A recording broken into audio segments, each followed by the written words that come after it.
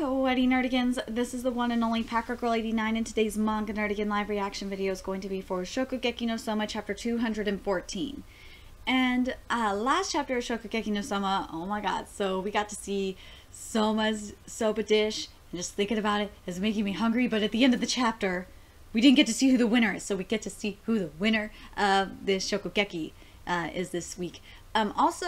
This chapter should have been out like at least 3 hours ago, but according to Manga Stream, that there was the reason why this chapter was delayed was that there was pretty heavy redraws this week. So that kind of concerns me. But anyway, let's get to this chapter and see who the winner is, because oh my god, I'm just waiting all week for this shit, and plus I'm really hungry, and this is the worst way to do a live reaction to Shokugeki no Soma is on an empty stomach, but whatever. Why is it that from this dish only, an even stronger soba flavor than ever before? Which soba will Lady Luck favor tonight? Came through. What? Which dish is he talking about? But no matter how you slice it, between the two of them, Kinokuni-senpai is far more proficient at preparing soba, isn't she? True, but then again, Soma's soba is completely different. It's a new type of soba, and it's awesome. The flavor she created was so supreme, it caused the judges to lose track of time itself. With the sakura shrimp intermingled with first flower soba, she created an outstanding combination. I find it incredibly hard to believe that anyone could surpass the flavor of such a sublime soba dish. The conclusion draws near, and this chapter is called Origin of Strength. God, I'm really hungry now. Damn it. You'd think I'd learn my lesson to never read a food manga on an empty stomach, but damn it. I'm doing it right now. Miss Kinokuni, there's a certain expression in Japan. The pudding is the proof? Oh, damn it. Now I want pudding. The proof is in the pudding. Now that I take a good look, she's got a lot of books that have nothing to do with cooking, too. Oh my god. There are still servings of your soba left over, are there not? Please try it for yourself, Miss Kinokuni. Is there truly a need for that? Why do I have to taste his soba? No, not his. What I want you to taste is the soba you yourself prepared. Yeah, Nini, did you not listen to what was asked of you? She never mentioned Yukihara's soba. She asked for you to try your soba. Whatever. Huh? But why? What is the meaning of this? I mean, the very best soba, same as all... Oh, no. What? It's different from usual. Isn't that right, Miss Kinokuni? The flavor and aroma don't live up to the soba I usually make, and in exchange, the flavor of Mr. Yukihara's soba came through much more directly. That's because Yukihara was so goddamn smart and made soba like his inspiration for his soba was from the instant soba. That shit was genius. This can't be. But it's true, compared to my soba, the flavor is... But why? There shouldn't have been a single flaw in my cooking procedure, and yet... Ooh, I've got it. It's the ambient temperature. Yukihara couldn't realize the effect that the temperature of the room would have. Ambient temperature? Huh? But, I mean, we are in Hokkaido, and it is winter, and we're in this big arena. Of course it'd be cold. So what are you getting at, Alice Chi? It's time for a chemistry lecture. Oh joy, nothing like chemistry lecture in a manga. The origin of soba's unique fragrance is, for the most part, due to volatile aldehydes, components called nonanol and decanol. When the surrounding temperature decreases, researchers have found that the volatility of these aldehydes also decreases, right, Hayama-kan? Yep. And you have the C9H18O and the C10H20O. Yes, I fucking hate organic chemistry. Naming them are so annoying. I fucking hate organic chemistry. Yeah, in layman's terms, that volatility simply refers to what extent the sense of those ingredients are able to waft through the air, and this is of utter importance in the field of cooking, especially when it comes to dishes like soba, where the aroma makes or breaks the dish. But well, when it comes to the effect of temperature on the variations and volatility of the smell and taste components of soba, it's not like I've done any research on the subject. I've gotten no actual data, so I can't be completely certain. But if I had to form a hypothesis, that would be it's highly likely that this arena contains the perfect storm of conditions that cause the aroma of soba to become less pronounced. No wonder! So it was the low temperature and humidity. So as it turned out, this arena was actually the cruelest, most hellish environment for preparing soba. So frying it was another good reason to fry the soba.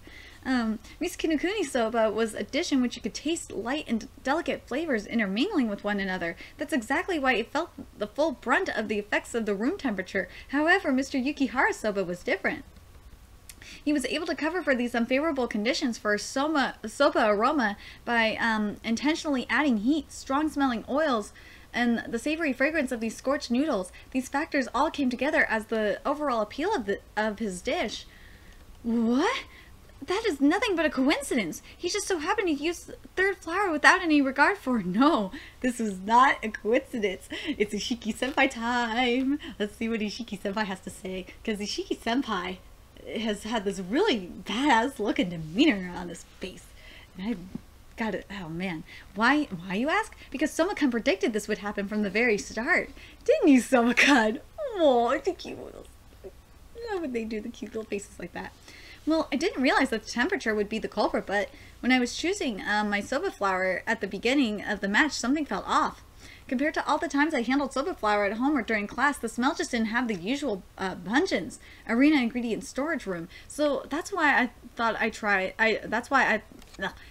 thought I'd fry it in oil in order to make a dish that would enhance the aroma of the soba even further.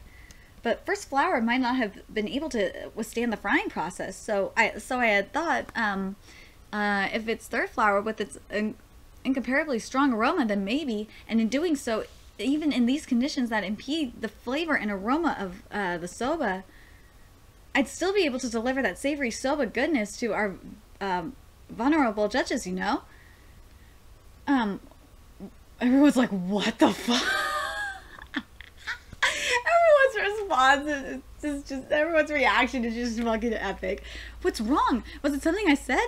By the way, mind if I give your soba a try, senpai? You can eat as much of mine as you'd like. Aww.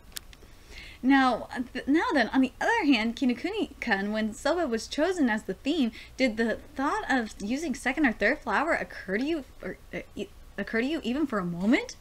Ooh, what? The answer is no, because for as long as you can remember, you've been taught that within the Kinokuni style, first flour soba is the ultimate dish. You were always a diligent girl who would steadily learn and master all sorts of techniques, but the other side of that is you were merely recreating exactly what you had been taught. You never even thought to stop and consider the true nature of things. Will people really enjoy the soba I'm about to make? Will the flavors really be conveyed to the people who are about to eat it? You had no regards for such things, and that's exactly why you lost to Soma-kun before the match even began.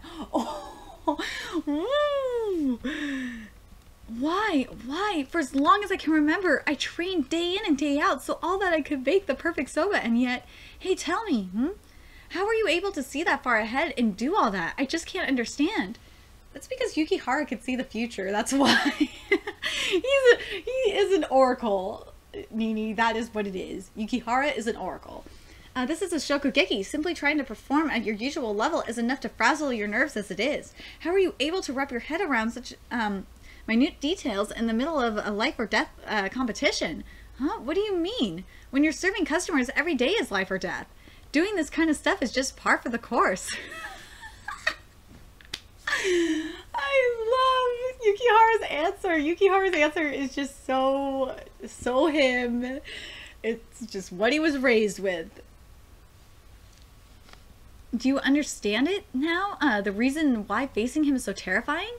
All for the sake of his customers' enjoyment, he can and will realize and carry out any variations necessary. He's constantly playing things by ear and adapting to the moment, and that is what he cultivated for years and years at his diner, and that's why he's amazing. The origin of his strength. I cannot match him, not as a chef or an artisan. I cannot hope to win against him. Oh yeah. We will now deliver the verdict. The victor of the third card of the first bout is the Rebel Team's Yukihara Soma. It was nothing. Yeah, look at that. It was nothing. Soma has snatched the first victory. Yep. And we had a Fugasm as the final panel. But I'm curious. I'm hoping next week we're gonna get Ishiki Senpai's match. Let's see if there's anything else here. No. So Ishiki Senpai, we're gonna see his match next week. I'm so excited. I can't wait to see what Ishiki Senpai has made. I can't wait to see him destroy that bastard Julio. But I'm just so happy that Soma won. I can't believe it took a whole chapter to explain why Soma won. But it was explained, it was epic, and now I'm really hungry. But anyway, let me know your thoughts about this chapter in the comment section below. Like, what do you think about this explanation? It totally makes complete sense. I mean, the fact that Soma, it was mentioned briefly throughout the past couple of chapters that, you know, Soma serving customers is what he just needs to remember, is that he's pleasing the customer. And the fact that it was even his father, that was the strategy he basically discussed with Saiba. So I really like that, how it all came together. I fucking loved it. This was a good chapter. Anyway, let me know your thoughts in the comment section below, and remember to like, comment, share, and subscribe to Nerdigans Inc. if you love what I'm doing and want to contribute to the Nerdigans Inc. expansion. There's a few ways you could do that. You could donate to the Nerdigans Inc. PayPal, Patreon, or purchase something off the Nerdigans Inc. Amazon wishlist. All those links are in the description box below. Also, make sure you follow me on the Twits, aka Twitter. Follow my Twitch channel and friend me on PlayStation Network. All that's in the description box below as well. Until next time, Nerdigans, I'll be seeing you later. Bye!